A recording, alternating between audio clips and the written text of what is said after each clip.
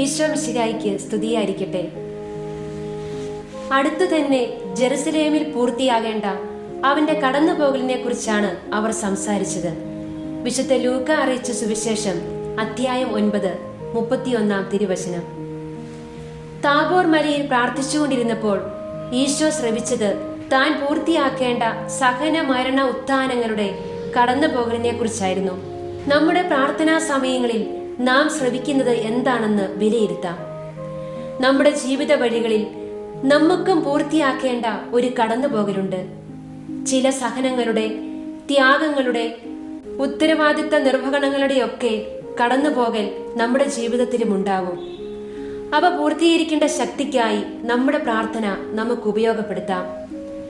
ഭൗതികമായ ചില നേട്ടങ്ങൾക്കും ഈ ലോകത്തിലെ താൽക്കാലിക വിജയത്തിനും വെറും കാര്യസാധ്യത്തിനും വേണ്ടി മാത്രം ഒതുങ്ങി നിൽക്കുന്ന പ്രാർത്ഥനയാണോ നമ്മിലുള്ളതെന്ന് നമുക്ക് വിലയിരുത്താം.